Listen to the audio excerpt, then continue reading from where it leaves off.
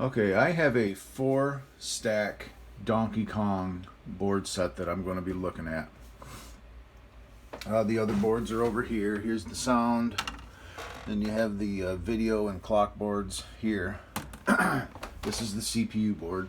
And what I don't have is I don't have a Sanyo monitor that accepts inverted video. So what I'm going to do so I can see this on my screen, looks broke. What I'm going to do is I'm going to invert the data that's in the prom chips. And then there's this little jumper right here that you have to scratch because that's the background. If you don't scratch that, the background will be all white. And you scratch that off, it'll go to black. So to undo that, of course, you put the regular proms back in and then you just jump that. And then it'll be back to normal. So it's no big deal. But that's the 3 things that you have to do if you want to run it on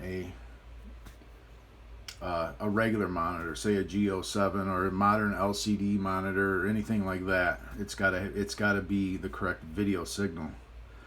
And Nintendo boards output an inverted video for the Sanyo monitors. It's just how they worked. Don't ask why. It's just how they worked. So yeah, I'm gonna do that first thing and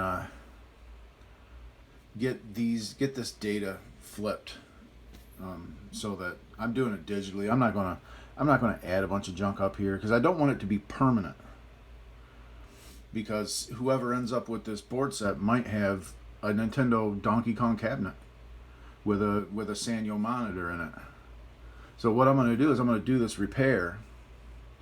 And then I'm going to put it back to normal. I'm going to jump that, and then I'm going to put the regular proms back in it so that it is ready for going in a Nintendo cabinet.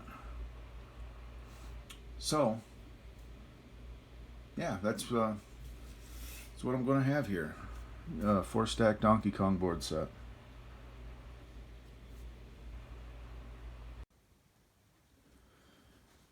All right, this is the CLK board of the Donkey Kong 4-board stack. And just looking over this board, it's got some pretty nasty chips. I mean, really crusty. So this thing was in a rough environment for quite some time, a moist, damp environment.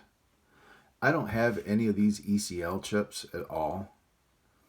So I'm going to have to buy some, at least the 10124s, because I want to replace that. Any of these that are all rusted out, they look like they're going to fall apart.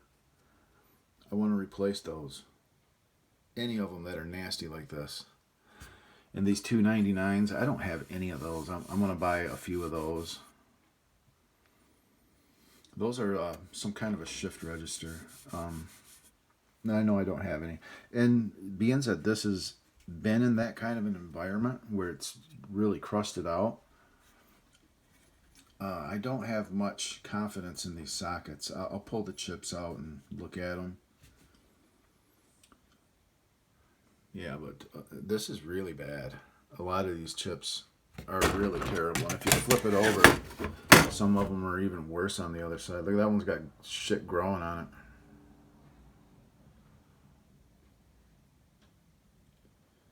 Really bad.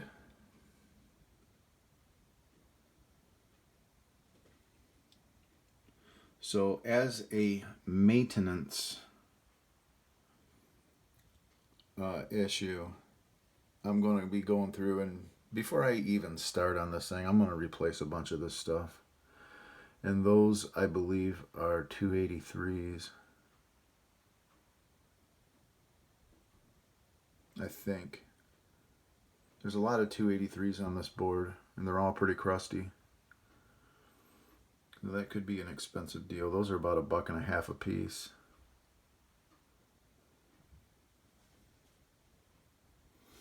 But I can't leave those on there like that. They're nasty. They need to be replaced. So a lot of these chips are going to be replaced right off the bat.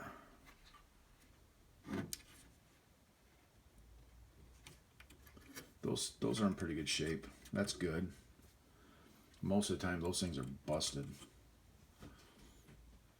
Yeah, so most of this ECL junk looks okay, which is good. I hope they're good. I don't have any of that stuff, like I said. I will buy some of the 10124s on eBay because there's a couple I want to replace.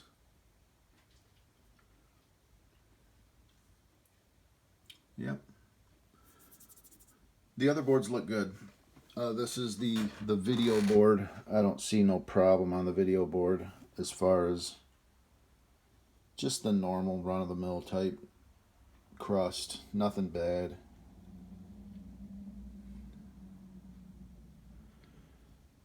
As usual, there's a little bit of dirt, but it's not bad. This one's bad.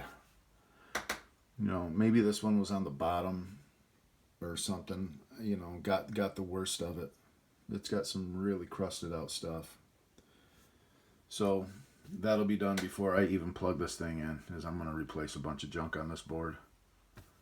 So, alrighty.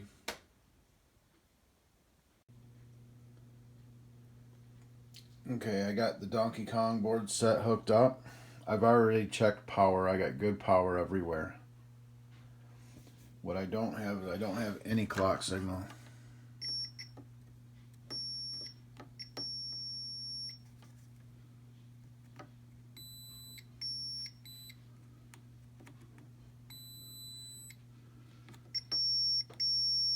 Nothing. Nowhere. No clock.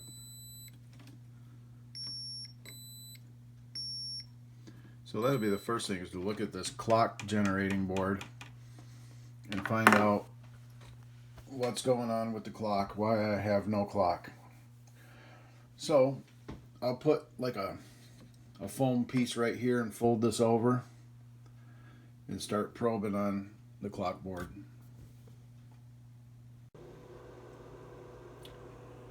I got my scope probe on pin 6 of the Z80, which is the clock going into the Z80.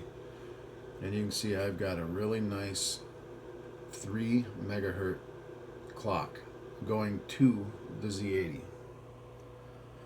Now all my other lines are completely just non-existent. No, there's nothing going on. I got a lot of floating stuff. But the good news is that I do have a good clock going to the Z80. Full disclosure, last night, it was about 4 in the morning and I was a little delirious. I was convinced that something on this board was killing the power on the board. And I had this crazy idea to clip all of the power leads on every chip until my power came back. And it just turned out that I had my logic probe here hooked up wrong. And I don't understand. I checked voltage, and voltage seemed weird. I was checking the voltage at the wrong point. Because you know what really sucks is I don't know. There's no excuse.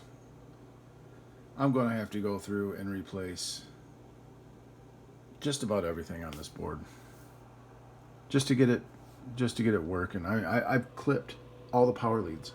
I soldered them back together, but I don't know how reliable that is.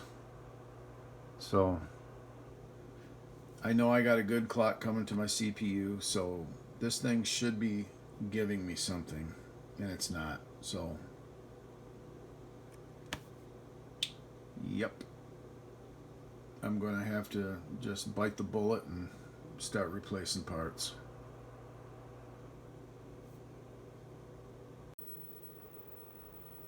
Okay, I went ahead and hooked my TV back up just in black and white mode. And this is why it's better to have a TV than an LCD thing running a digital converter, a analog or RGB converter. Is I can see right there that I don't have sync.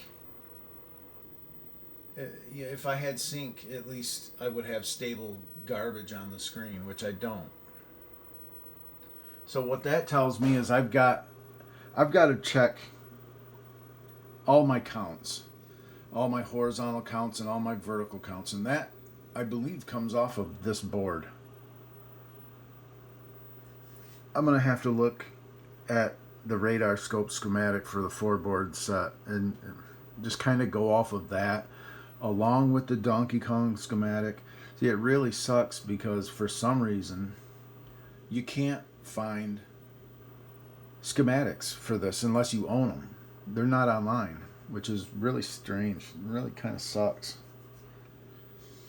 But I'll do the best that I can with looking at the old radar scope 4-board and then kind of going along with Donkey Kong and, you know, mix and match, find what makes sense, I guess. But I'm going to make sure that I have all of my horizontal counts and all of my vertical counts. Because it looks like, by the looks of that screen, that tells me that I got bad counters. Now I'm not getting all of my horizontal and vertical counts. And that would explain a lot of my clock problems if I'm missing clocks. Because a lot of clocks are derived from those counts. You know, they're divided down and sent all over the board to run various things. So yeah, I'm gonna do that. I gotta go over the schematic and find out where these counters are at, the horizontal and vertical counters, and check those out.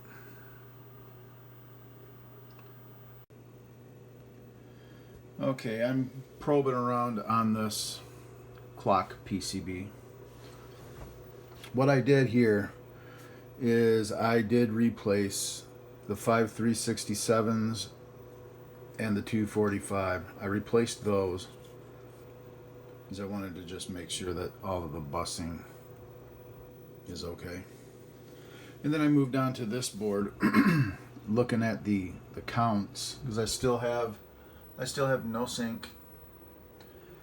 And to the touch, these, I haven't looked at the schematic, but I know that these are the horizontal counters, and they are piping hot.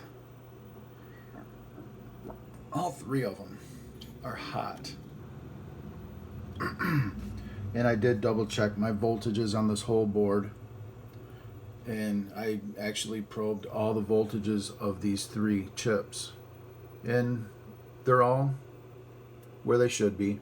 I got 5 volts going into 5 volts and ground here, and then all of the signals are well within 0 to 5 volts, and they're just hot, and nothing else is really. These are hot, but they should be hot. They got heat sinks. But they're not as hot as those other chips, and everything else is. Ooh, that's hot. Yikes. Ooh, those are hot.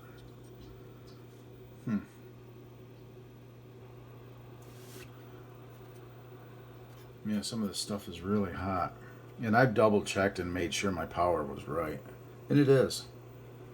I got only 5 volts, neg 5, and ground coming into this. And I triple checked it to make sure that it's wired right. I'm going to replace these 3 to start. Because those they shouldn't be that hot. They really shouldn't. And they're hot. Ouch. So I'm going to do that. I'm going to yank those 3 out and replace them.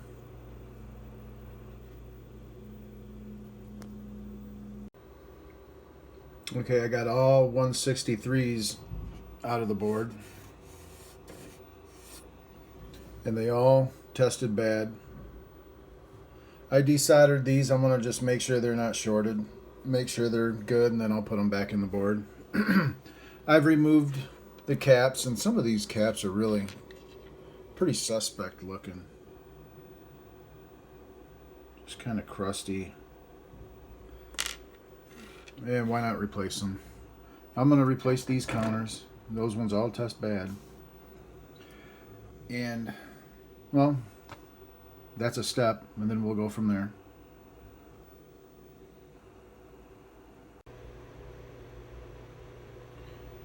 Okay, I've got it hooked back up. You can see there's nothing. I got no clock coming to my three 163s I just replaced. There's no clock. They're not being clocked. Now they just... See, this clock signal's awfully flaky. So that's the next thing I'm going to have to check. It just went high. It's just not doing it. I got it set at 10 milliseconds as well. I'm going to set it a lot faster. Let's go to 50 microseconds. And yeah, you can see now it's just high all the time. There's no clock. These aren't being clocked. So there's no count. And the good news is they are not hot at all. Cool to the touch.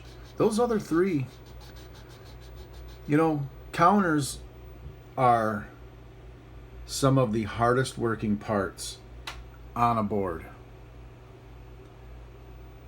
So they fail a lot. They really do non-stop. Counting, you know, it's just... I've experienced a lot of bad counters. They fail. So it's a good chip to keep a ton of them in stock. Yeah, there's no clock to this. I got it plugged in. You know what I did do? I removed these. And if you don't have deoxit and you work on boards, you need to buy some deoxit. Deoxit is a miracle worker with pots. It just renews them instantly. Okay, yeah, that's nice and cool, good. So that's one thing. I had 3 blown out counters. And now they got no clock. See, it's flaking. It just tried to start getting a clock.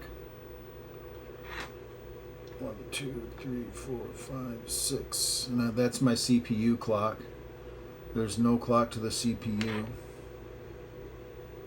And this is the clock signal going to my horizontal counters. Sometimes it's really flaky. Sometimes it wants to work and sometimes it won't.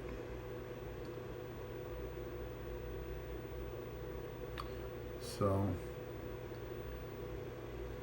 and you know what really sucks is, why couldn't Nintendo just be like every other company and use 7404s? Their clock generation uses these stupid ELC chips, ECL, which stands for emitter coupled logic. And all I know is they work on basically ground to -5 volts, whereas TTL is 5 volts to ground or ground to 5 volts. ECL is the opposite way. They work on 0 as a reference and then to -5. Yeah, and I don't have any. And these things are hotter than hell. A lot of them are. So, and I know that these ones right here, these 2 ECL chips and probably these 2 are all part of the clock generation circuitry. And this one's hotter than that one's really hot. So I'm afraid that I'm going to have to buy some of these stupid ECL chips.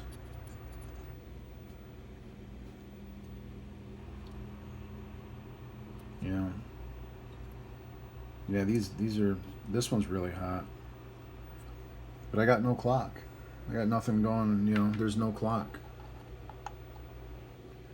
And these counters are like the first thing that the clock hits. Is the clock is generated, and then it goes right to the counters to set. See, now it's trying to do something. Now it's trying, see, now it goes away. I guarantee I got bad ECL chips on this thing in the clock circuit. I got to look at the schematic and see exactly how the clock is generated, and then I'll start probing that, and I'll be able to prove that these are bad. But right now it's just a guess until I can prove it, and I got to find a schematic. So, and that's the tough thing, is I don't have a schematic. Donkey Kong schematics, like current 2-board stack schematics, will probably translate to this section. So that's what I'll look at and try to find out what's going on with this junk. Okay.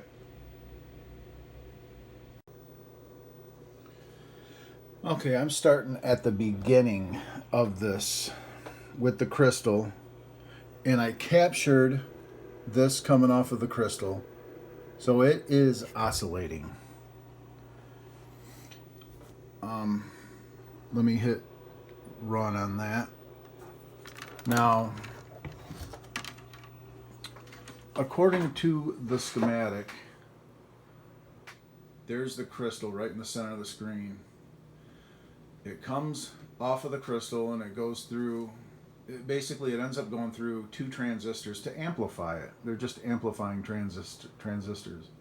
And then it goes through this little T1, it's like a transformer basically. And then it comes up, the signal comes up and it goes into 10116, which is one of those ECL chips, in pins 12 and 13. Okay? And we know the crystal is oscillating. So, let me take my probe. We know the crystal's oscillating. This is the little transistor, or not transistor, but transformer thing. And I just looked at it, and it's not broke, so no wires are broke. The wires are good on it. And this is 10116. It comes into pin 12 and 13. So 9, 10, 11, 12, which is nothing. And pin 13, which is also nothing. That's 13, that's 12. They're both just kind of a little below 0, but there's no signal on it. And we know this is the crystal oscillating. So the crystal is oscillating, but by the time it comes out to here, there's nothing. So I'm going to have to remove this big stupid thing. And I'm going to check in there. There's a couple transistors in there, and I'm going to check that out and see what is going on underneath this metal thing. So that's the next thing I'll do.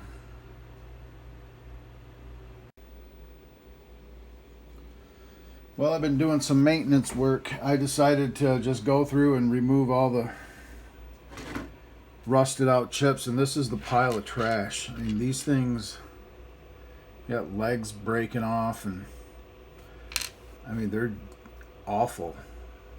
Rusted, gross. Look at this one.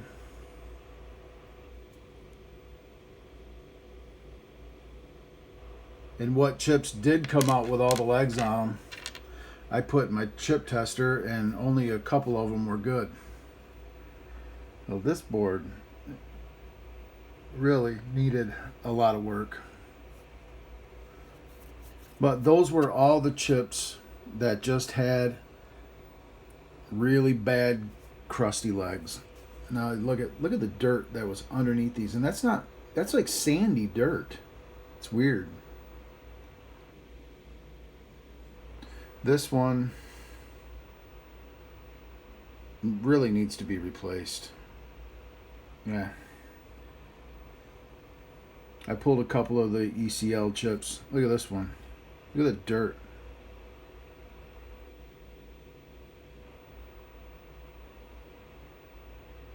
Yeah. All right, yeah. Next thing I'm going to do, I think I'm just going to clean this board. I'm going to wash it. Get some of that dirt off of it. Before I repopulate it, I'm going to clean it. Yeah.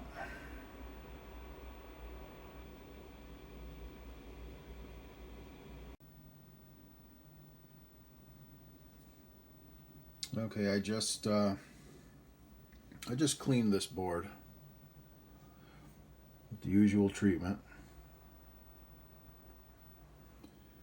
It really came nice and clean.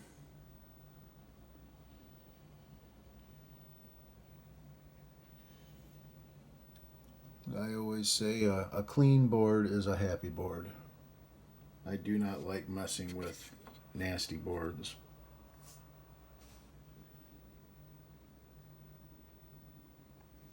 I removed another chip since my last entry. This is another one of those ECL chips that would just get flaming hot to the touch, so I know it's no good. And the funny thing is, these used to get really hot too. I removed that, and now these don't get that hot. I don't think these are going to be any good. I hope that they are. I don't want to have to buy two of these. I did buy 125s and 124s. I bought five a piece. So I won't be able to really continue on this board until I get them, which will be sometime next week, a few days, probably four days from now, probably. Something like that, 4 or 5 days.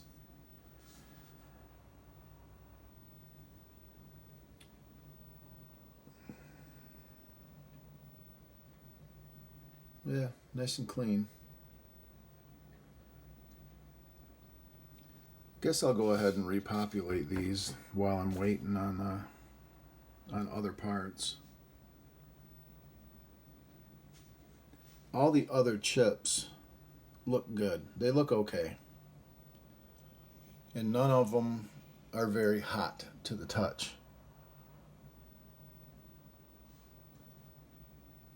Actually, some of these, I think like this one might be, I'm not really sure. I don't know what happened to take all these chips out. This board is terrible as far as bad chips.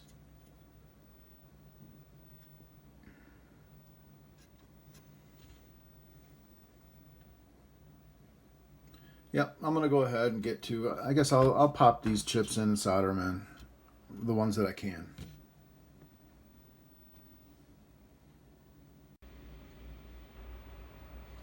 Okay, I got new chips installed. The ones that I had anyway. I don't have any of this ECL stuff yet. But yep, it's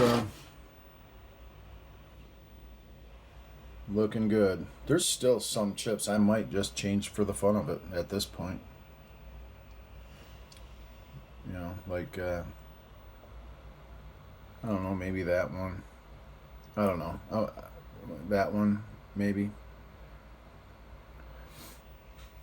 I don't know. I'll probably just leave it alone and see what happens now at this point.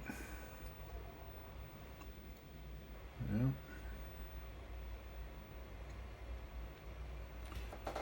I did remove that one. I don't know if I had said that before. I think I did. It was about burn your finger when you touched it. So I did say that.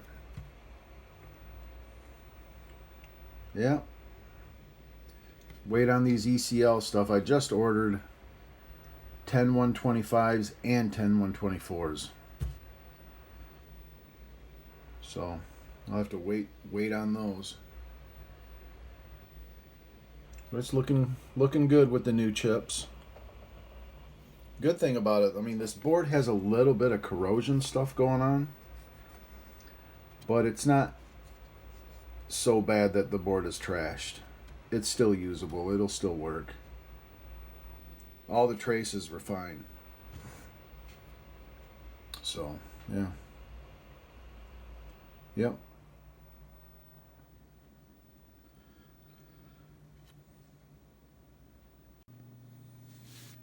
Really quick, this clock circuitry here, which I still don't have any kind of clock floating, and I'm missing, I just want to see the clock get to this point right here. I know I'm missing chips that are involved in the clock circuit, so I just want to see it get to here. And if you look at the schematic, you have the two transistors, and the clock signal is going into the base of Q1.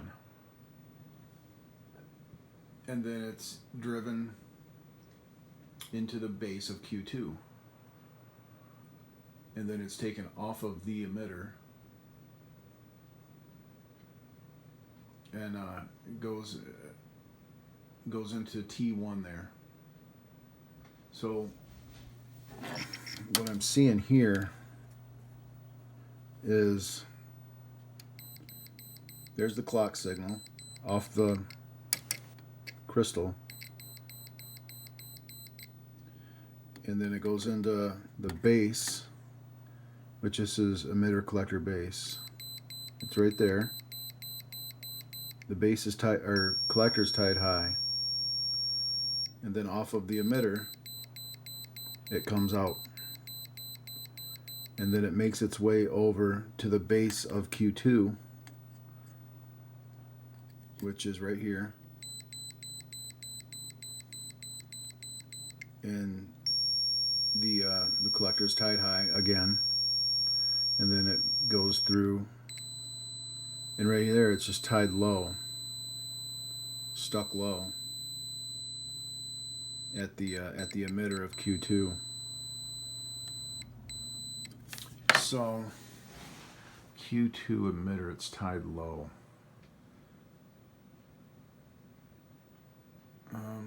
Okay.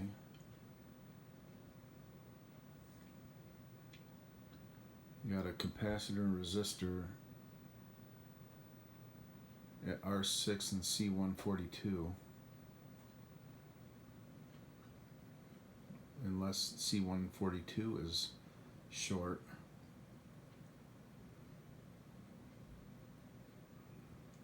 I suppose C142 could be shorted, shorten it to ground.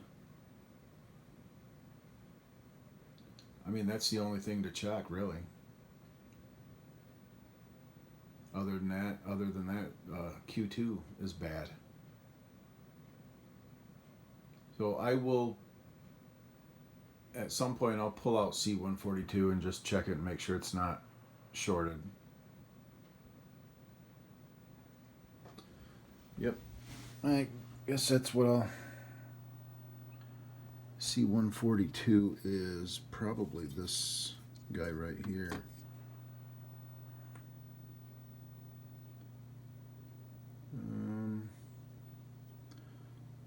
Where is C142? Do I got that right? C142?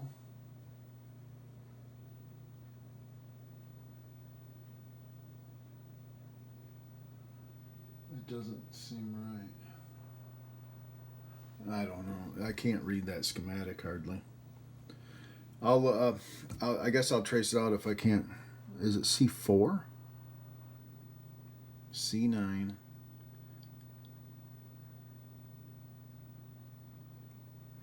Can't find it. Let me look for C142 and see if that is causing that to be grounded. Alright, I'll check that out and get back. Well, it just hit me that I was looking at schematics for the 2-board set. That's why I need schematics for this 4-stack set. You know, not everything lines up, and I can't even read the value. Is it, I think, 10 picofarad on that schematic? I don't know. I can't read it. So I'm going to actually have to trace out this circuit to find out which cap to look at.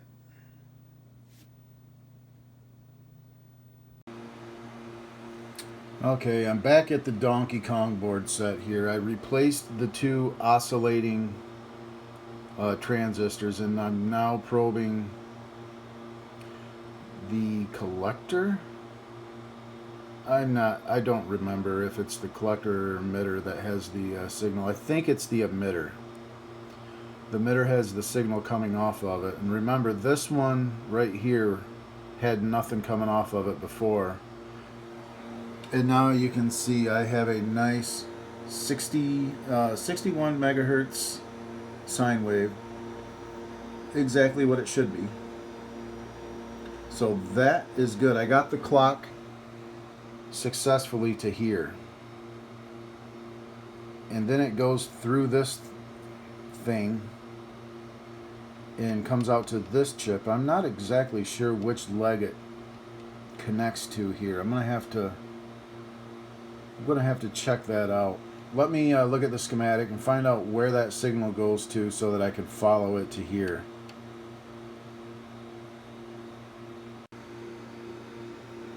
Okay, this is pin 6 of a 10116 ECL chip. And you can see right here, I have my 61 megahertz clock signal. And over here on the schematic towards the left, you see pin 6. So far so good. I'm going to continue on. Okay, I'm back to work on the Donkey Kong clock PCB.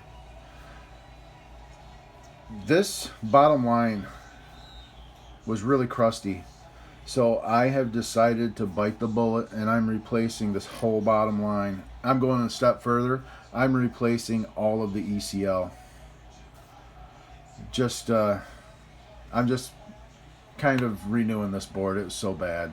So I got all of the ECL removed.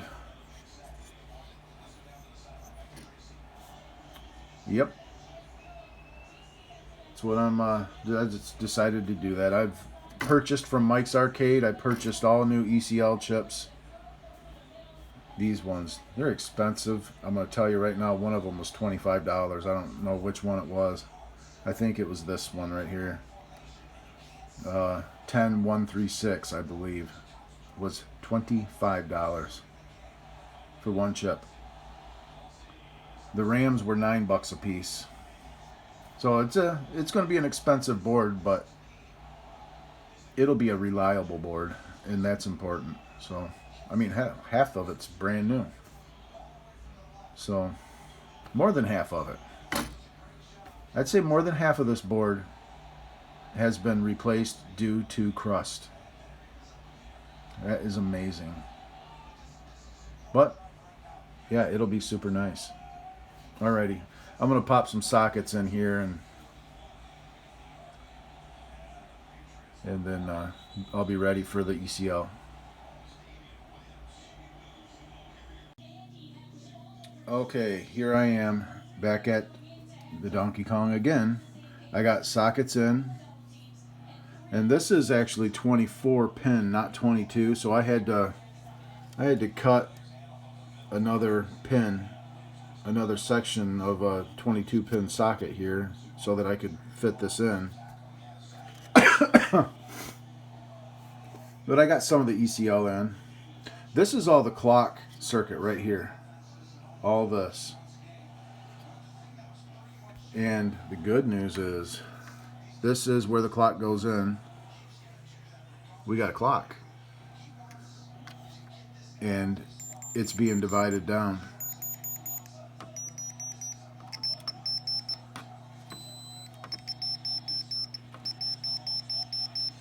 these two are nothing. This is the most significant bit of the horizontal count. So I now have the main clock out of the way. I have to put the remaining ECL chips in here. That's all 125s and 124s. I've got those. But these are the ones that I got from Mike's Arcade. This one right here, the 136, is the $25 one, I think. And the 2 RAMs, I got those from Mike's. I'll probably take the old heat sinks off and glue them on. But yeah, awesome.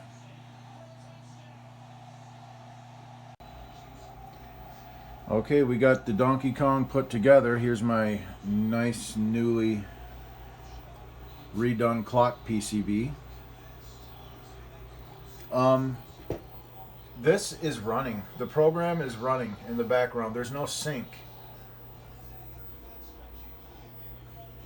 But I can tell the program's running. And I don't have sync. I'll show you on my scope. This is the red signal. It's very active. This is the blue signal. And this is green. Green looks really active. Ground. Nothing. And this is my sync line, which is basically nothing. I have no sync. So I got to go through the schematic and track down the sync, horizontal and vertical sync generation, which shouldn't be no problem at all. Really, it should be easy. It's probably on the video PCB, this one here. So I'll take a look at it and I'll figure it out. It's probably dead counters. No big deal. All right, cool. This one's almost done.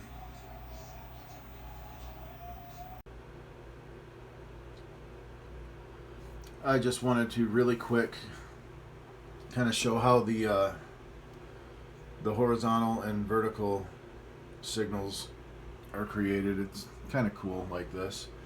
This is the first stage of the horizontal count. Up on top there, that's 6 megahertz. 6 megahertz goes in, and that's what gets divided out. So, and then it goes to the next one. So I'll just move it over to the next and hit sample it. That's the next one. See how nice that looks. That's this clock PCB being rebuilt with new chips and stuff. Look how nice that is. Then it goes to the next stage. Sample that, and that's only the top 2 lines right there. And then that goes over and clocks the vertical counters right here.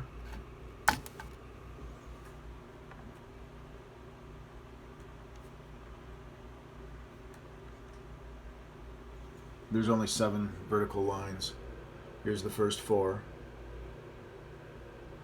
See how nice and clean those are. And then the top 3 are the actual of this one.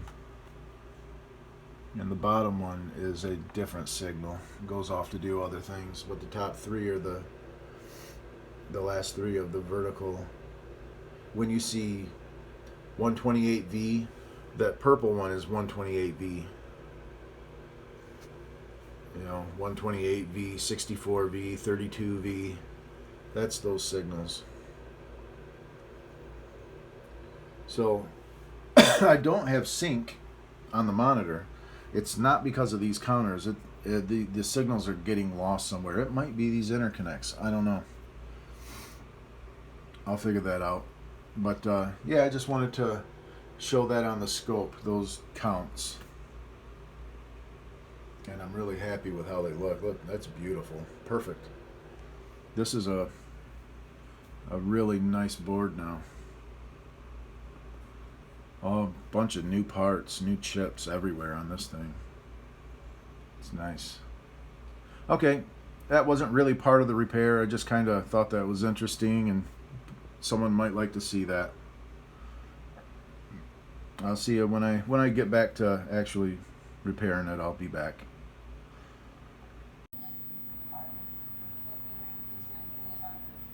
Check this out. This is of course this is inverted video,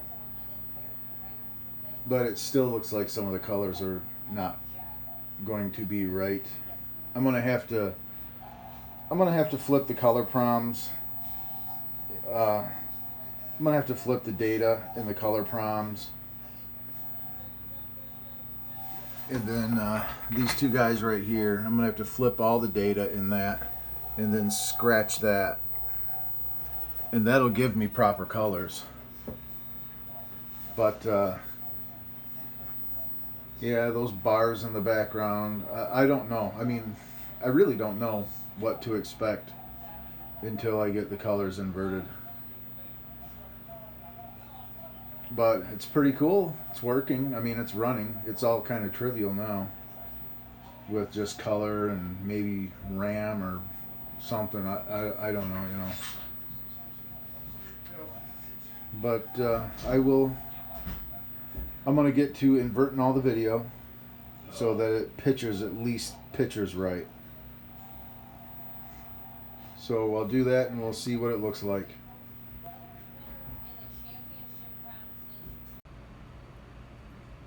I just wanted to show how I inverted those proms, the color proms, because right now I'm just kind of verifying through to make sure I did it right.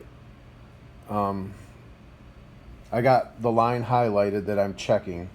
This is right here is the original Donkey Kong 2K. This is the original. This is the inverted 2K that I inverted. And what I'm doing here to verify it is I'm reading off in my head, and I'm kind of saying it out loud what the inverse is, and then I go over here and I verify it. So if I do that, the inverse of this line right here is 050F. And I come over here and just make sure it's 050F. And then back here, 050F again, 050F. And then 050F again, and it's 050F. And then 005F, 005F. I've just gone through this whole ROM and verifying that I didn't mess anything up. And then once it's verified, I'll go ahead and burn this file into the PROM. This is the inverted version of the original Donkey Kong file, and that will flip the colors.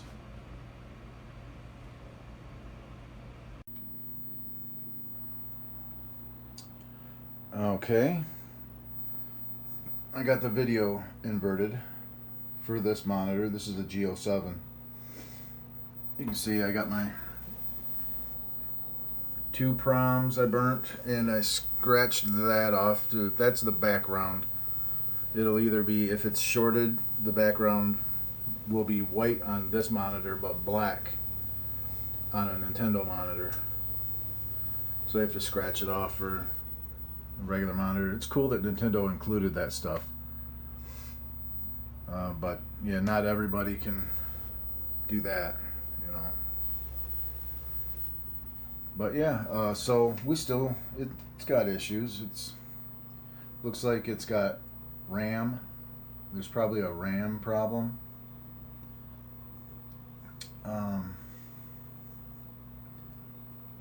Amongst other things, the video PCB probably needs work.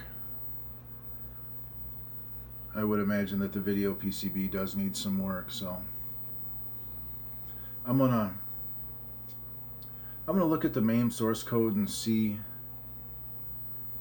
if the CPU accesses video memory. You know, as I really don't know much about Donkey Kong's hardware, I'm going to study up on the hardware a little bit, see how it works. It'd be great if I can just put my fluke on it and I could easily find out what RAM is bad. Would be nice. So yeah, that's the first thing. Is my first thought is RAM, so I'm going to look into that.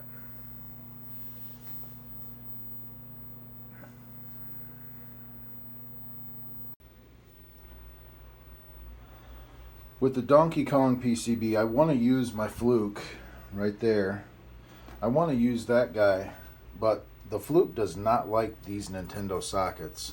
It won't, I can't get a good connection with it.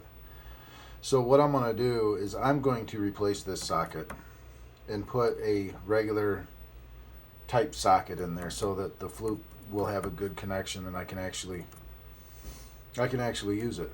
Because right now I can't get a connection in this socket. So I'm going to go ahead and replace that socket there.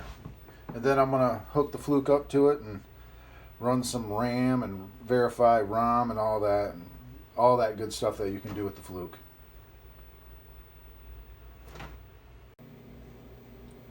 I'm running a long RAM test right now.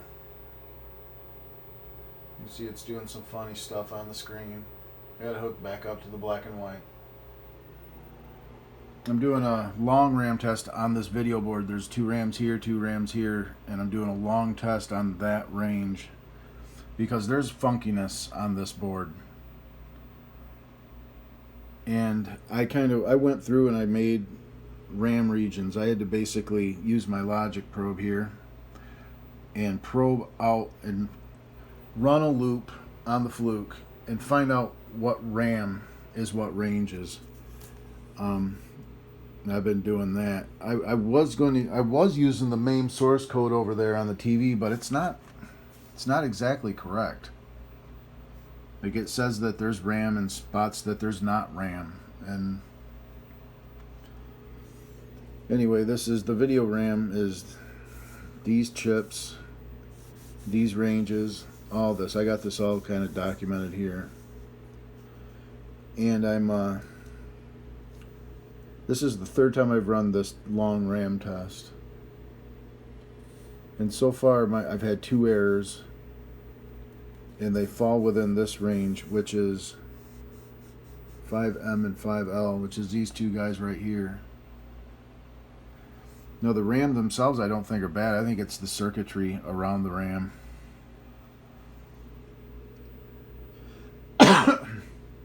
And I also want to check the ROMs. This might have a bad ROM, causing those bars across the bars in the background. That might just be a bad ROM, but there is funkiness in this RAM circuitry. So I'm going to verify these 3 ROMs, and I'm going to have to find a problem in this area. I'm sure of it. I'm doing this long test, just hanging out, letting it run. Like I said, I've had it caught 2 errors, and it's always in this range. So it's got to be the circuitry driving these 2 RAMs. Something's funky. So I'll let this run through, and I'll be back if I find something. Okay, the game kind of froze up. You can see where Mario fell through basically a crack in the bottom girder. There are character issues. I think there's sprite issues too with Donkey Kong. Donkey Kong's kind of funky, but there's big time character problems in this game. And this is the character section. And I just got this error. I did just a RAM short in this area, and it spit this back. And I'm going to start looking at this 245. It's the data path between the CPU and those RAM right there. So I'm going to probe that guy right there and see what he's doing. See if he's working or If he's working good, then I can eliminate that as a problem. But since I had a data error here, and it's a lot of bits, D3 is a lot of bits. So I'm going to look at that guy. I'm going to hook up. Be right back.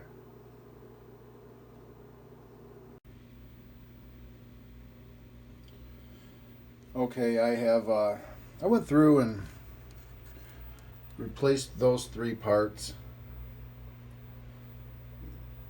I was just hoping maybe that'll have something to do with it. I'll tell you what, I'm kind of glad I did anyway. They were, if you remember on this board, how some of these chips had like what looked like sand underneath them. It must just be dried up dirt. That these 3 chips had a lot of that underneath them, so they didn't look good, so I replaced them. But it didn't make any difference. I still got the lines in the background and the graphical issues. So I'll have to work around that. But yeah, those 3 parts right there were not the problem. So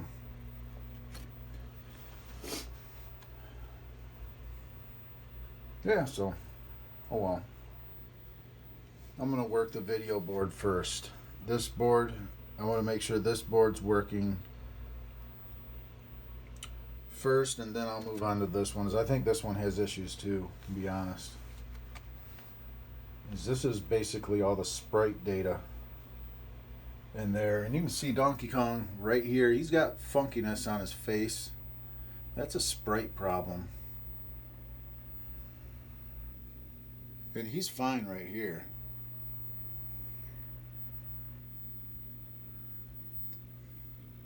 I really believe these lines come from the character area, the character part of the board. But you never know. I mean, it's whatever it is. And then this funkiness right there. That looks like moving parts. That looks like a Sprite issue right there. This funkiness right here. Yeah, I don't know. We'll get it though. So I think there's issues here still. Even though I replaced a lot of this, I think there's still issues. Maybe with the serializers going out. Who knows? We'll figure it out though. And this board's, I believe, has some issues on it as well. I did pull the ROMs and I verified them. And they were kind of flaky, to be honest. They verified, but they didn't want to verify all the time. So I don't know. I might replace those. All right, but I'll continue on with the video board. I'm gonna work the video board because I know I have issues getting to the RAM with the Fluke. So. You know, I know the RAM are good. It wasn't the RAM and it wasn't the 245. It's the surrounding circuitry that is also involved in that circuitry is what's bad. So I'll find that. So I'll be back on this.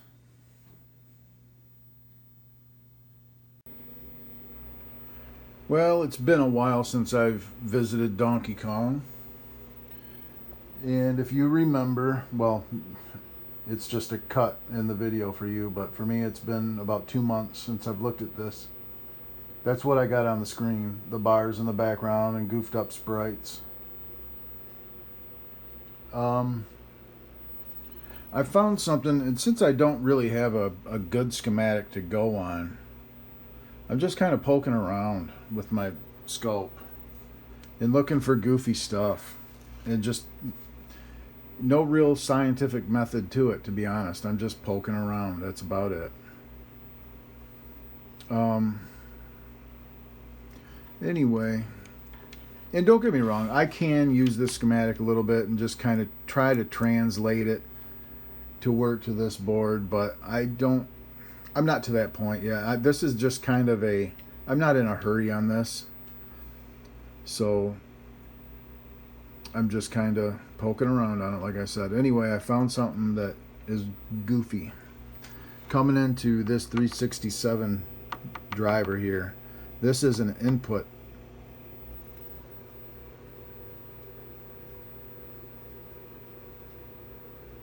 And its output looks like this. It's buffering it, and it looks like that, the output does. But this input is no good. So I'm gonna trace that back to whatever that came from. And I can probably use the schematic and look up this 367, but the locations won't be right. That's the problem.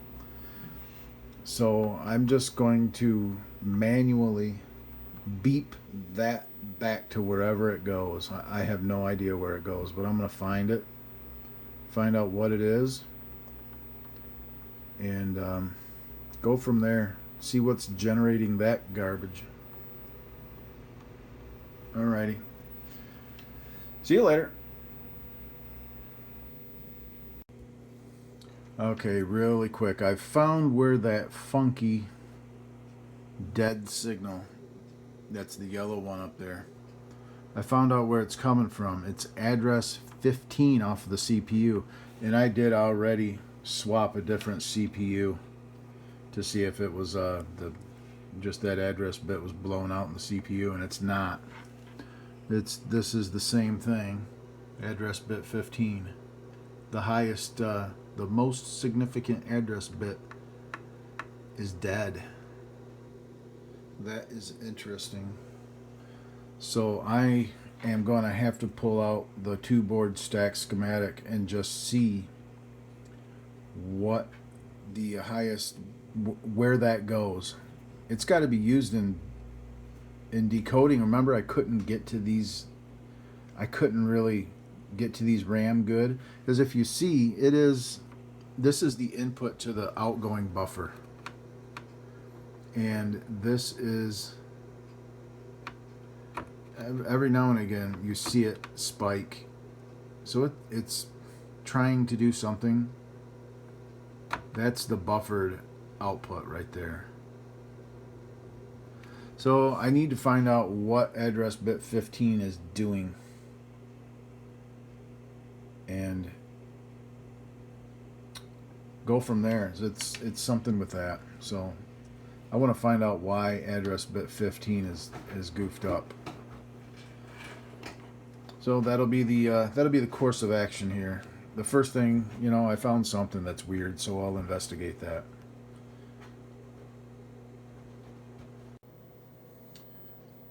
Okay, I decided to sit back down with the Donkey Kong PCB, and I got my Z80 pod on there again. Like I said, if you remember, of course, this is going to be just a couple of minutes ago to you, but to me, it's been a couple of months since I've worked on this. So I'm getting a read-write error, which is a data error. And it's always a data error. It's never a decode error. So that tells me that something with the RAM. And I did replace this. These are the associated circuit.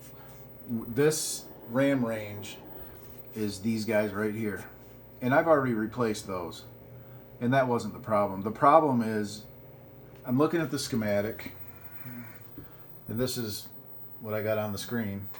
I'm looking at the schematic, and what I'm going to look at here, these are the two RAMs right here, the two 2114s.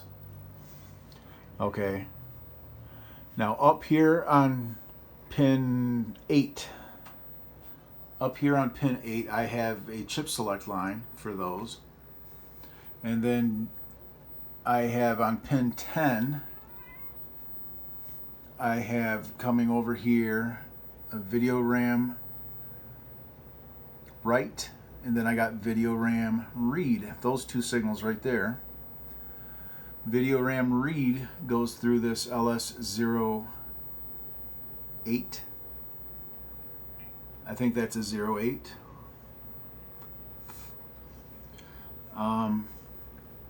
This is the stuff I want to look at. I want to look at these signals. video RAM read write, video RAM read, where those come from. I need to start. I'm going to start right here, and I'm going to look at this 08. I got muxes up here that give me the chip select line, and then I have the enables here, the write enable and read enable. Well, actually, the video RAM read fires up this 245 right here, and the write signal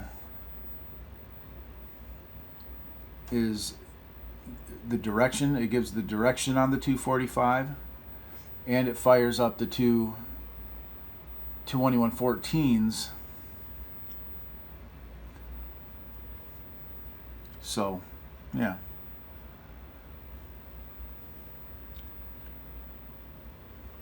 This is the kind of stuff I'm going to look at first. I'm going to start with this 08. I'll probably go through all of the muxes. This is 1, 2, 3. I think there's 4 muxes in this block. Maybe. Donkey Kong schematics are hard for me to read. It's all, I just don't like how they do this stuff, but it's like deciphering something. But I can read and write to every other RAM on this board set that I'm supposed to be able to. Okay? Except for these two guys right here. I cannot get to those. So therein lies the problem. Right here. The muxes, the signals coming from way over here. I want to find what is generating these two signals. I got to check this 08, make sure it's operating good. So that's what I'm going to do. I'm going to start just by probing these signals when I do a read write or whatever. See, make sure they're doing what they're supposed to be doing, going low when they're supposed to, and that stuff. So I'm gonna put my I'm going to get my scope out, and I'm going to set it right here. And as I hit RAM short, I'm going to sit there with my probe and kind of look at signals. And then I'd like to, these muxes right here are the ones that are in that schematic. It's this block, I believe. I think. Now, remember, that's a 2-board set schematic. So I got to make sure that, and I do believe that these are the muxes that work with this stuff. You know, as I got another 245 up here that work with these two RAM. And I got some 157s here. Probably half of them are for this and half of them are for that. It's probably these 3 are here, these 3 are up here, probably. I would imagine it's something like that. So, yeah, I'm going to just kind of probe some enabling signals. I'm going to find a 08, and I'm going to have to just manually trace it back. You know, I'll continuity. I'll put my continuity between whatever the schematic said that 08 enables. I don't remember. I'll look at it, but I'll beep that out and make sure, okay, that's the 08 that I need to look at, type of thing.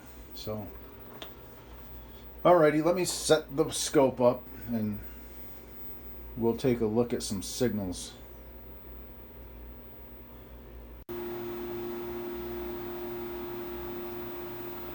I'm just kind of probing around. I got my analyzer here on LS86 right here, and I'm probing pins 1, 2, and 3, which 1, 2, and 3, and I'm just kind of curious as to what the point of this is. I mean, it could very well be that this is the way it's designed. I don't know. But this is curious to me. Why have two high lines going to an LS86 just to create a low? Why not just tie it to ground? I'm curious as to, is there a signal missing here? It could very well just be supposed to be this way. But I want to trace these lines back and find out what they're coming from, how they might just be tied high. Who knows? But I want to find out. So that's one thing I'm putting in the back of my head, to look at where these two inputs are coming from. All right, keep digging.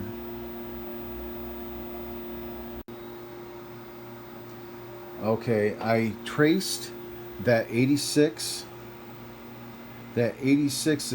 input that I wanted to look at, that was always high or low or whatever it was. It came from this, one of the pins. I know it came over to this, so I just decided to hook up to this and look at it. And this is the very first part of this mux. This is a 157 mux. And this is what's going on. You got up here is enable. You got enable, select, 0-bit, 1-bit output. So it is selecting 0 all the time, and it's sending 1 out at all times. I'll run it. I'll run it repetitive. It's always sending 1 out, the 1 line. It's never, and I've got it triggered on, I'm triggering on the 0 line, activity on the 0 line.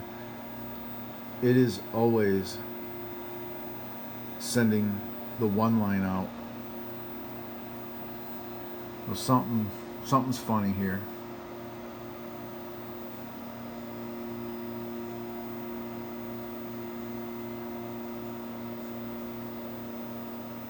So I am going to continue.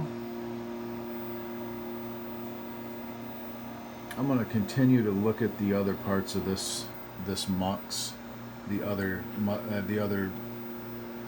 you know, there's 4 switches in this mux. I'm going to look at them all and see if I'm getting similar nonsense. So that's definitely not right. Because I went through all of these muxes, all 3 of these, and they were all perfect. So this one is not. That is incorrect. It's always selecting the 1 line. Always. I shouldn't say it's always selecting the 1 line. It's always outputting the 1 line, even when it's being told to output the 0 line. It's always supposed to be outputting 0. So this should be down here. Instead, this is. So I'm going to go ahead and continue. I'm just going to continue, look at the other switches in that mux. I'll be back. Okay, I just got to the 4th and final switch in this mux, and the 4th one is the only one that looks like it's working right. It's always enabled, and it says select 1, and it's always outputting 1. So this one actually looks right. The other 3 are all wrong. So that is a huge issue. I'm going to have to replace that 157 because it's no good. Alrighty.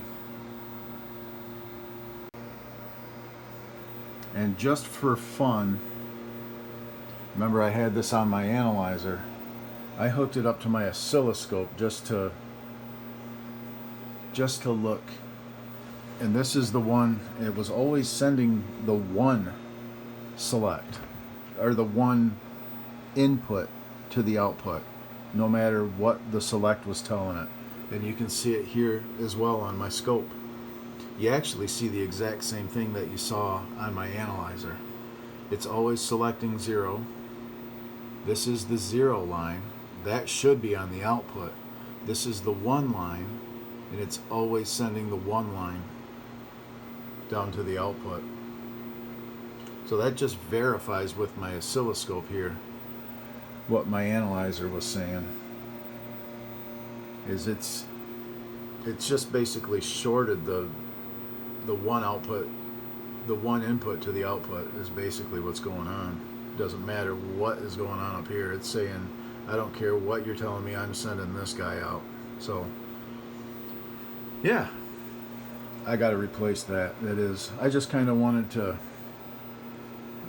wanted to hook the scope up to it and see if it would tell me the same thing, and it does. So the 157's got to go. So that's the next step, is I'm going to replace that.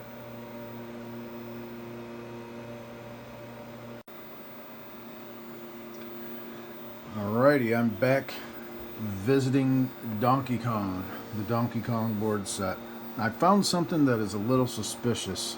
I got my oscilloscope out, and I'm probing right here on pin 13 of this guy. It is an LS299. It's an 8-bit shift register, and it takes data inputs from the ROMs, directly input these two guys, and then they just shift the data out to muxes, I think, and then it basically creates I'm not exactly sure. I have to look at the schematic a little bit more, but I know it's in the video section. But I'm finding something that's a little funny here. You got 11, 12, 13 on this guy. 13. And this is what it looks like. That is not a good signal. And the other inputs all get inputs like this right from the ROM. But I have probed all of the data lines coming from these two ROMs, and I haven't found anything that looks like that. They all look good. These are all the data lines coming right off the ROM.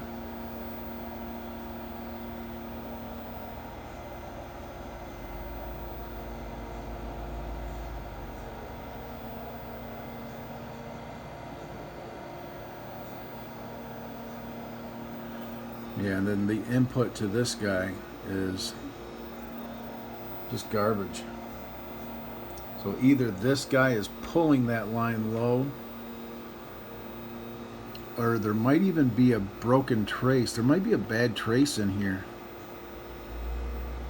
because this work was done prior. That I did not do this work. So I need to find out where this is coming from. Is according to the schematic,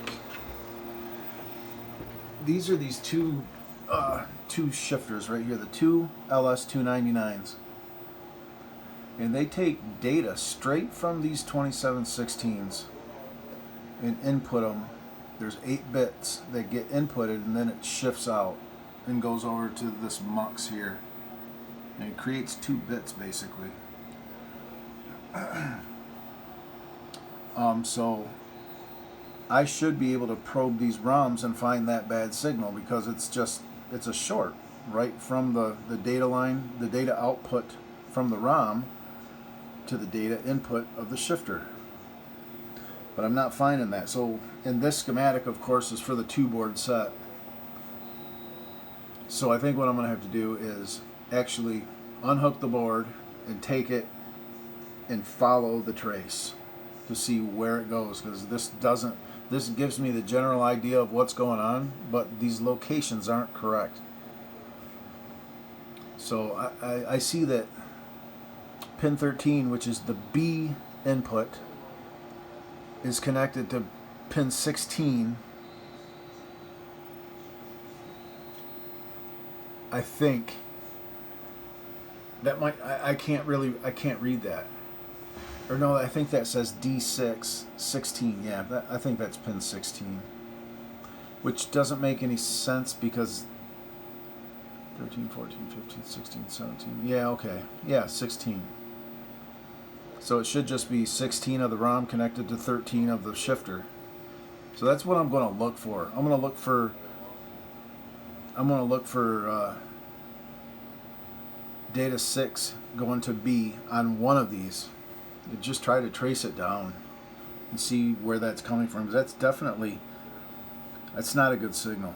So I need to know, is this pulling it low, or is it a bad trace, or what is going on here? So I'm going to look into that, and I'll report back when I figure out what's going on.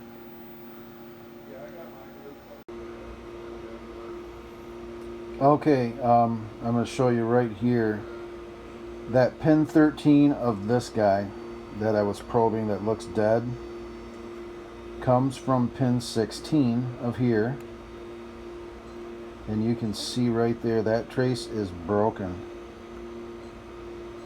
It comes right down to here, and then it goes over to 13. So I am going to have to pull this socket because I want to fix it right. This one I've already beeped out. That is not broken. This one is broken. So I'm going to go ahead and I got to pull this out. I got to pull this socket out and fix that. Yeah, that was a tough one for me to see. I didn't notice it when I was first cleaning this board up. But yeah, there it is, broken trace. So I'll go ahead and fix that, and I'll be back.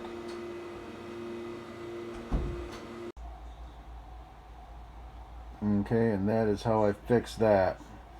You can see right there, I have a wire soldered through the through hole, and then it's soldered down to the trace, bridging it, and then it goes down through the through hole here. So I'll put the socket over that and solder it back in.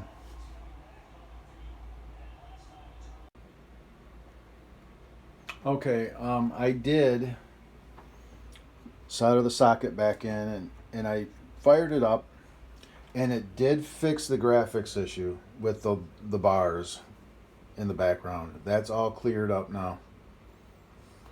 But it didn't fix the data accessing problem, which I knew it wouldn't. It was kind of unrelated, but it did fix the bars. So what I'm doing now is, because what I'm trying to do with the Fluke, I can read and write to all the RAM on the board. These guys, these two guys here, I can read the ROM perfect, but what I can't do is read these two guys. And sometimes it works, sometimes it doesn't. It's really flaky.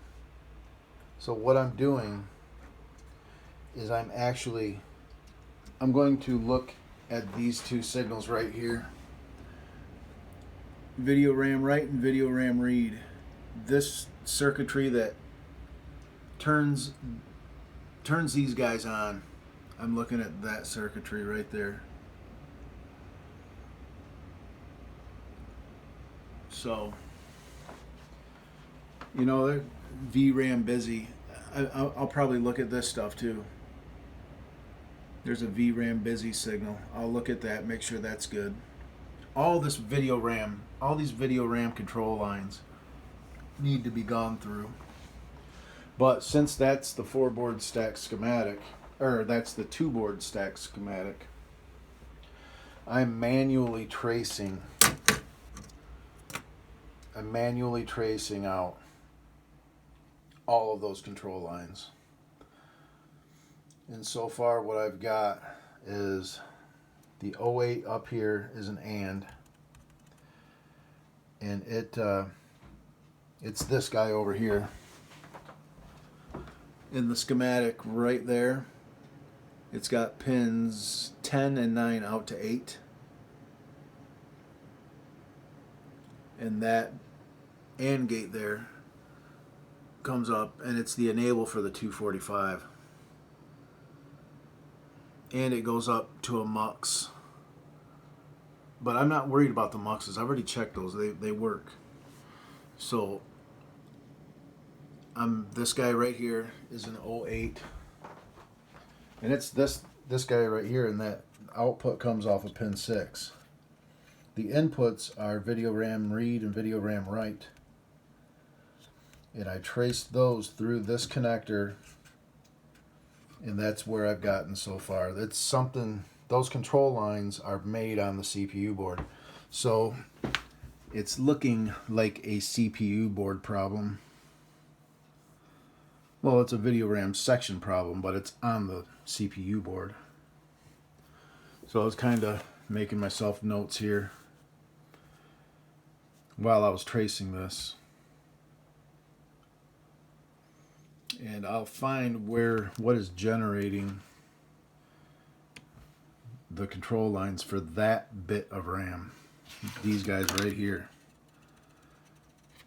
Something isn't right making those control lines, because it shouldn't be no big deal. I got the fluke in. It's a 245. It's the RAM, and it's an LS08 on this board. That's it. That, you know, and the 245 has to be enabled at the right, all that kind of stuff. But all I'm doing, and these are new, and this is new. All I'm doing is I'm writing to them and I'm reading back. So it's the write and the read signal, I'm convinced, are not right. So that's what I'm tracing back. I'm going to find, I can go by that schematic and find out what type of chip is involved in it. But I actually have to manually trace it from pin to pin on this board set because I don't have a schematic. So that's where I'm going with it. I'll find it. I'll find the bad part. It's just, this is kind of irritating to have to not have schematics and to have to do this. But we do what we got to do. Alrighty. I'll get to that and let you know when I find something.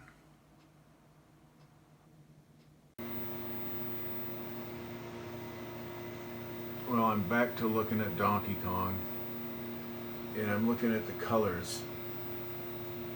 See how Mario's wrong and Donkey Kong's wrong. This is the color prom. It's right here. It has addresses on 1, 2, 3, 4, 5, 6, 7, and 15. Outputs 9, 10, 11, and 12. And I'll just go down the line. Here's all the addresses. They're all moving. 2, 3, 4, 5, 6, 7, and 15. All the addresses are moving fine. And here's pin 9. There is no output on 9. Here's 10, 11, and 12. We're missing a color bit on pin 9 of this guy. It's a prom chip. So I'm going to have to burn a new one of those.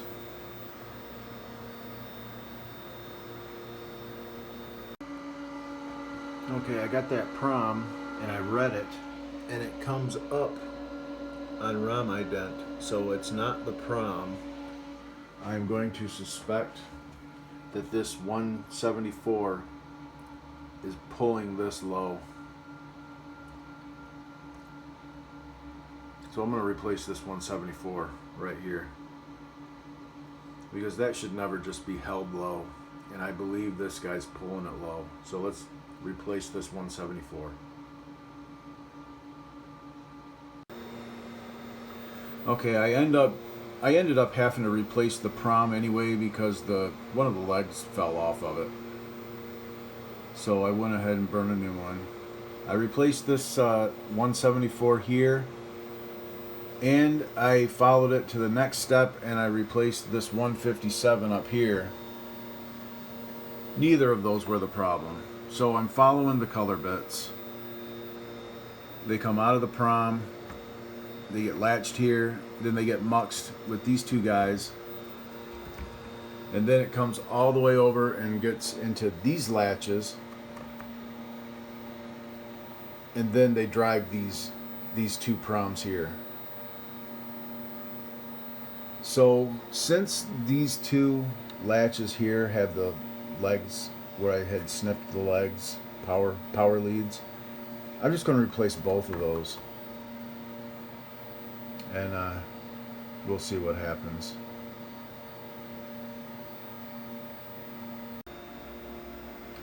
Okay, I got the colors fixed. The color problem is resolved. The Donkey Kong and Mario.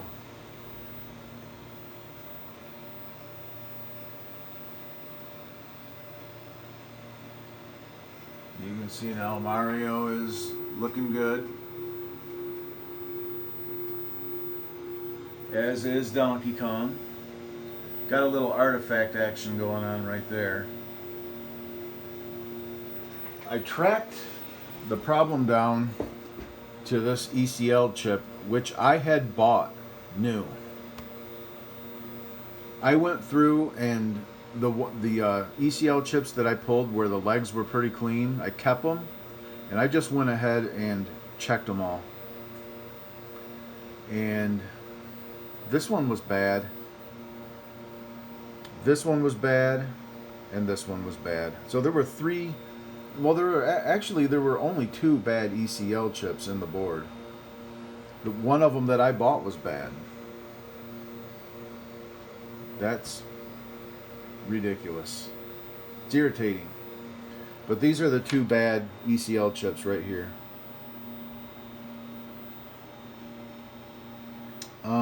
The ECL RAMs that I took out of the board are good, which is awesome. So I'm putting those in the board, keeping the ones that I bought.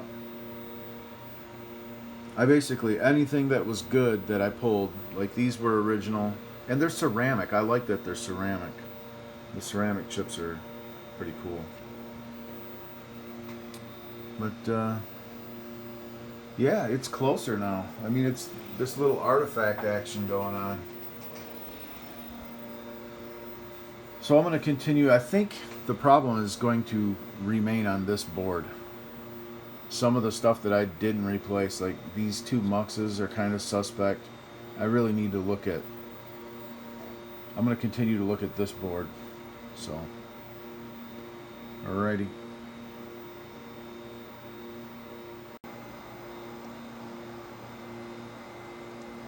Alright, as you can see, I hooked the analyzer up, and I'm checking the bus drivers, bringing, I believe it's horizontal or vertical address lines over through these connectors onto this board. Through these 367s, there's two of them. And right now I'm on this one, and you can see this is what they're supposed to look like. In and out. Same thing out as in. Now, if I switch it over to this driver, and kind of, you can see this one is no good.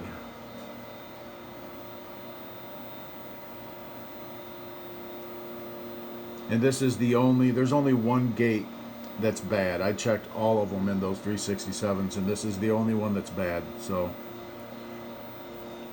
that needs to be replaced. I'm going to replace this 367 here, and hopefully that will fix every problem on this board,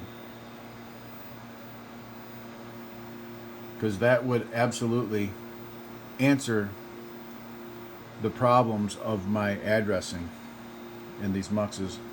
I went through, I don't have a schematic for this board set, so I went through and traced out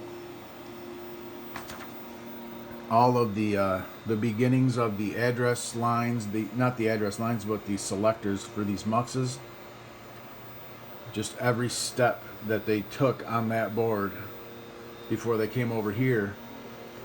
And then I just looked up here and I seen these 367s, and I was like, I better check those, because that's the That's the horizontal and vertical addressing coming over. And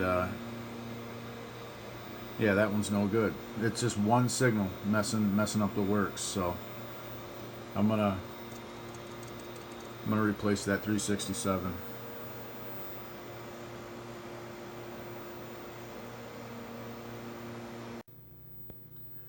About this 367 up here, the reason it looked weird when I was probing it with the analyzer here is because there was nothing connected to those two pins. It was an unused gate, and for some reason this analyzer, and this is a problem with not having a schematic, is I just went down figuring, okay, there's every one of these gates is probably being used. Well, it wasn't. And with this analyzer here, floating lines act funny. It's like they pick up what's going on around them, and so I didn't realize that. That's why it looked weird. But it doesn't matter. I replaced it anyway. So, but yeah, I just wanted to explain why that looked bad, but it wasn't.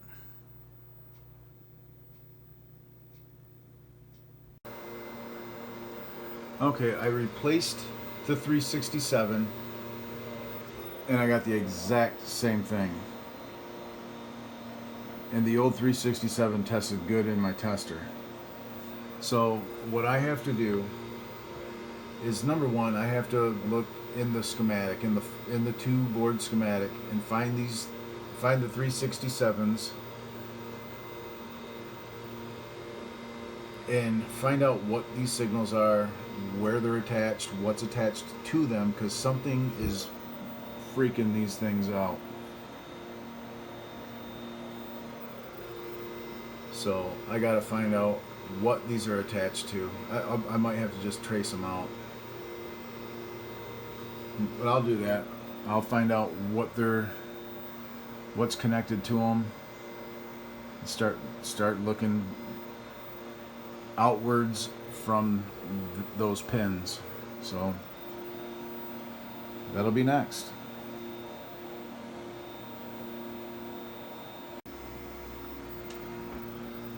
Alright guys, well, I'm just going through and checking the data latches here on this video board, and I checked this one and it was fine, and I moved on to this one right before it latches the data that goes into this RAM. And you can see here, this is the input. You can see I have an input, and here's the output. The output is always low. So just to verify, let's see if it's a timing thing.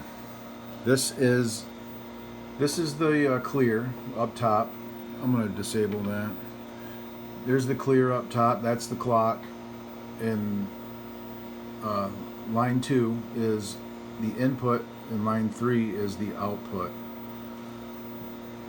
So the data is active basically when this screen is up, when the game screen is up. So we got activity here. Let's just stop it. Let me touch screen. Come on. Alright, let's hold on a second. I don't want to use the trigger or nothing. I'm just going to wait for it to... You can see there's no activity on line 3, on the output. But just to make sure that it should be... Okay, let's just go ahead and use the delay. Okay, here we go. We have some waveforms here. There's a rising edge of the clock and it's high. So this should definitely have toggled right here. It's just absolutely missing a data signal. So I need to replace this 273. And hopefully that'll get rid of the weirdness that's going on there. This board's really close. So let's go ahead and swap this 273 and see what happens.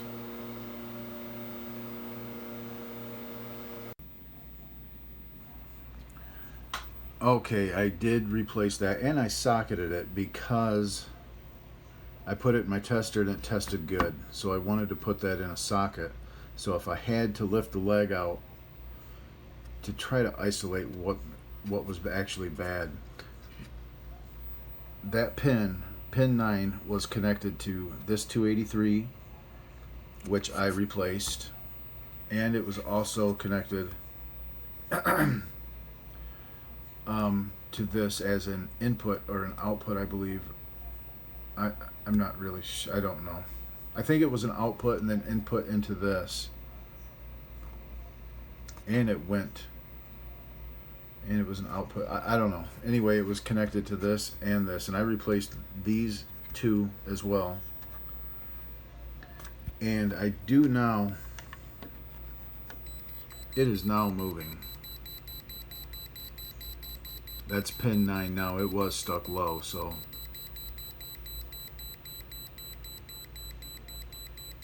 Yeah, being that it tested good in my tester, I just tested everything that was connected, or I removed everything that was connected to it and replaced it. But I still have the goofiness, which if you wait a minute for the next screen, you can see it's still up there, that goofiness is.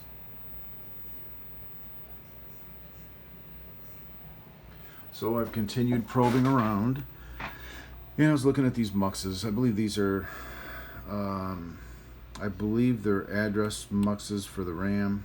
I'd have to look at the schematic, though I don't know for sure. But anyway, I came to this guy right here, and you have an input.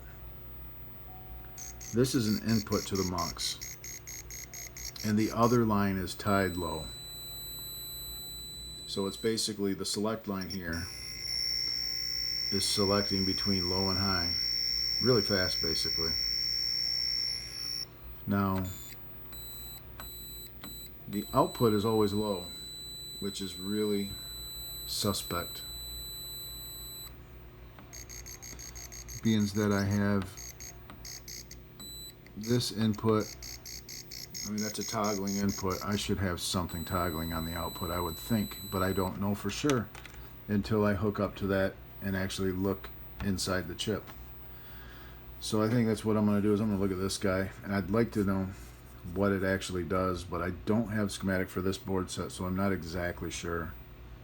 I think it's just an address. These 3 muxes right here, I believe, address these 2 RAMs between the video hardware and probably the CPU. I'm not exactly sure. But it's always selecting, no matter what the select line is doing, it's always selecting this output or this input and sending it to the output. So that is something I'm going to have to check into.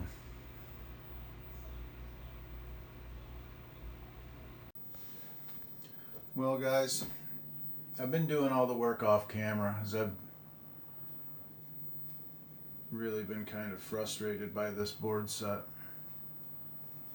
I really don't care to work on Nintendo stuff, to be honest with you. But it's working perfect now. Video's perfect. No more funkiness up here. No more lines through the sprites. What it turned out to be was ECL. Both of these 125s were bad.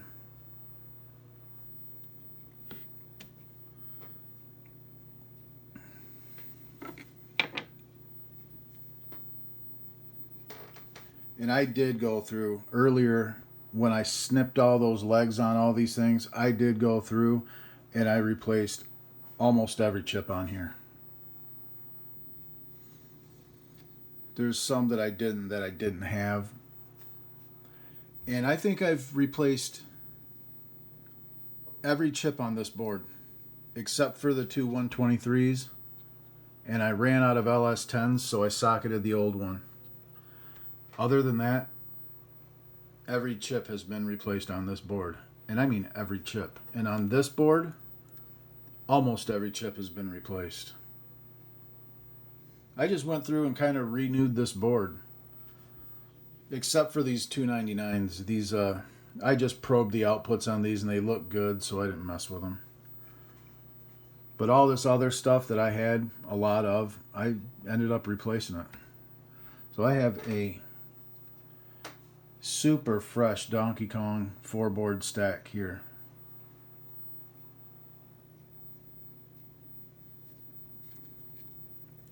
Yeah.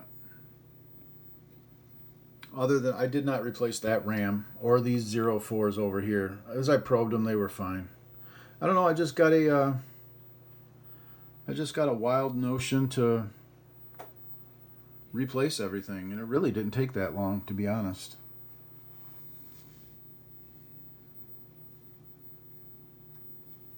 Super nice board set there.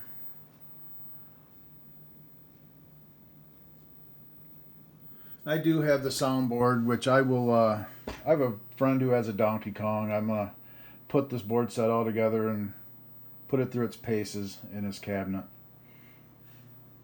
So yeah, the reason I don't really care for Nintendo stuff is this stupid ECL junk. It's expensive,